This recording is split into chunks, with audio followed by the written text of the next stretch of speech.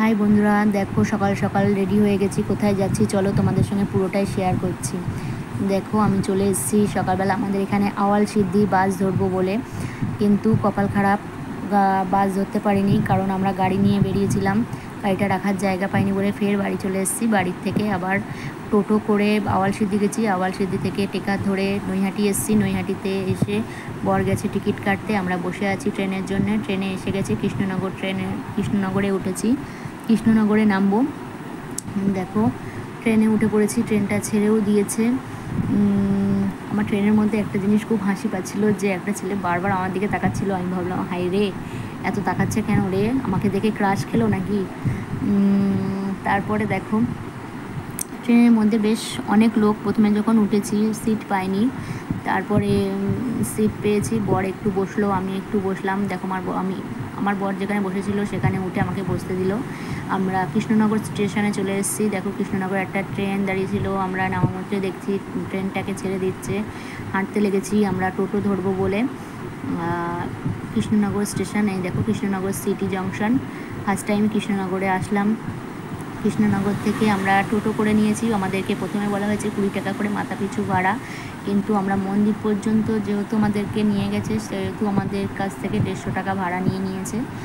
দেখো আমি first time যাচ্ছি, বেশ ভালো লাগছে জায়গাটা, খুব মানে আনন্দ লাগছে যে ফার্স্ট টাইম যাচ্ছি, খুব ভালো লাগছে। এটা নাকি একদিকে গঙ্গা একদিকে যমুনা, ওটা কি ব্রিজটার নাম আমাদেরকে বলেছিল, বাট আমার মনে নেই। এটাও আমি বললাম যে এটা একটা ব্রিজ, কী ব্রিজ সেটা আমি নাম বলতে পারছি না। যাচ্ছি, খুবই ভালো লাগছে। সামনে দেখো অনেক টোটো আছে, টোটোগুলো জানি না কতদূর কি যাচ্ছে, বাট এই রাস্তায় প্রচুর টোটো চলছে। সেইভাবে অটো ফটো কিছু দেখতে পেলাম না। যেতে যেতেই দেখলাম একটা পুকুর কিংবা নদী কি খাল বিল জানি না, তার মধ্যে একটা ছোট্ট মতন আমি মন্দির দেখতে পেলাম। মনে হলো একটু ভিডিও করি, তাই ভিডিওটা করে নিলাম। তারপরে আস্তে আস্তে তোমার একটা মানে ট্রেন যাচ্ছে রাস্তার উপর দিয়ে, সেই জন্য রেলগেট পড়েছে, আমরা দাঁড়িয়ে পড়েছি। ট্রেনটা বেরিয়ে গেল। দেখো ট্রেনটা বেরিয়ে যাওয়ার পর এবার ড্রাইভার উঠে পড়ছে টোটোটা ছাড়বে বলে। যেহেতু আবার টোটোটা ছেড়েও দিল, আমরা আবার রওনা দিলাম মন্দিরের উদ্দেশ্যে রওনা দিয়েছি। তারপর আস্তে আস্তে দেখো আমরা মন্দিরের কাছাকাছি প্রায় এসেই গেছি। চূড়াটা দেখা যাচ্ছে, দেখো মায়াপুরের চূড়াটা দেখতেই মন প্রাণ জুড়িয়ে গেল। আমরা এই হোটেলেই নামবো, হোটেলটার নাম গদা ভবন। তারপর মন্দিরটা যত দেখছি তত মনটা জুড়িয়ে যাচ্ছে, শুধুই মনে হচ্ছে ভিডিও করি, শুধুই মনে হচ্ছে ছবি তুলি। মন্দিরের চূড়াটা ছবি তুলেছি, অনেক ভিডিও করেছি। তারপর দেখো সারা দিনে ঘুরতে ঘুরতে চোখ মুখের অবস্থা দেখো, মুখে একটু জল দিয়েছি, মুখটা বেশ যেন ঠান্ডা হয়েছে। আমরা এবার আসছি আমাদের হোটেলের দিকে, নিত্যানন্দ কুঠির। তোমরা কেউ কোনো দিন হোটেলটাতে এসে থেকেছো কি না বলো। তারপর রুমে এসে একটু ফ্রেশ হয়ে এবারে যাচ্ছি খাবার উদ্দেশ্যে। প্রথমে এক জায়গায় গেলাম, সেখানে খাবার শেষ। তারপর দেখি একটু রোদ্দুর আসছে, সেই জন্য একটু সানগ্লাসটা পরে নিলাম। সানগ্লাসটা পরে কেমন লাগছে বলো। তারপর দেখো বর যাচ্ছে, 2 ছেলে যাচ্ছে, আমরা খাবার তারপর আস্তে আস্তে দেখি হনুমান, তোমাদেরকে একটু দেখালাম হনুমানটা। তারপর দেখো মন্দিরটা আবার দেখালাম। বলছি না যতবার দেখছি ততবার মনটা জুড়িয়ে যাচ্ছে। এক জায়গায় গিয়ে দেখলাম খাবার শেষ, তারপরে আর এক জায়গায় আসলাম, এসে দেখলাম 50 টাকার কুপন, আমরা 4টে কেটে নিলাম। আমরা খাবার জন্য বসে পড়েছি। দেখো আমার বড় ছেলে, আমি, আমার এই পাশে বসেছে ছোট ছেলে, আমার বর, এই যে বর, ছোট ছেলে বসেছে। সবাইকে দেখো পাতা, তারপর গ্লাস, জল সবই দিয়ে দিয়েছে। ওখানে প্রথমে দিয়েছিল খিচুড়ি, তারপরে ভাত, সবজি, ডাল।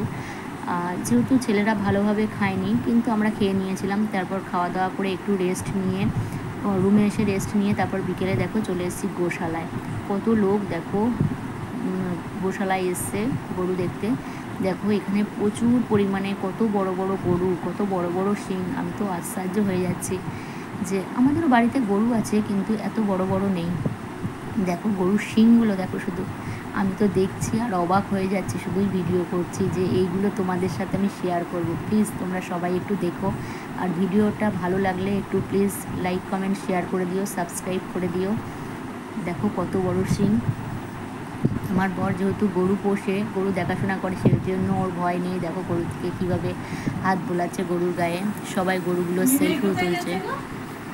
এই গরুর শিংটা দেখো শুধু কত বড়, কত বড় দেখো গরুর শিং, সবাই গরুটার সামনে দাঁড়িয়ে দাঁড়িয়ে সেলফি তুলছে। আমি তো আশ্চর্য হয়ে যাচ্ছি যে এত বড় গরুর শিং হয়। এই গরুর শিংটা দেখো কেমন পেঁচানো, কত বড়, আর বয়স হয়ে গেছে দেখে বোঝা যাচ্ছে।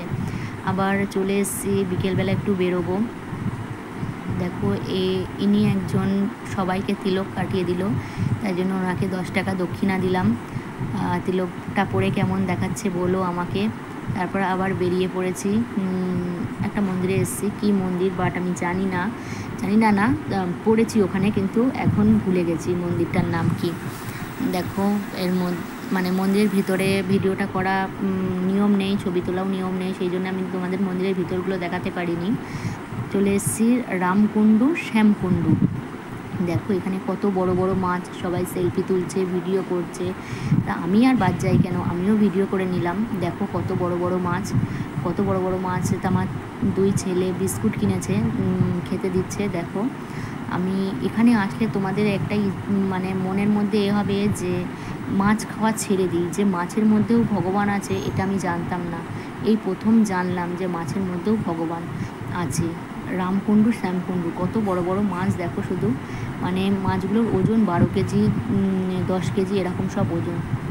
তারপর আর একটা মন্দিরে আসলাম। দেখো মন্দিরে কত কিছু মানে ঠাকুরের আর কি সব সিনগুলো তুলে ধরেছে ওরা।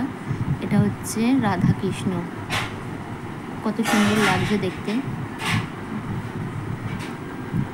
তারপর ওখানে ভিডিও করার নিয়ম নেই বলে আমার বর আর করতে দেয়নি, আমি সেহেতু আর করিনি। অল্প একটুখানি দেখালাম তোমাদের সাথে, এটুকুই বেস্ট।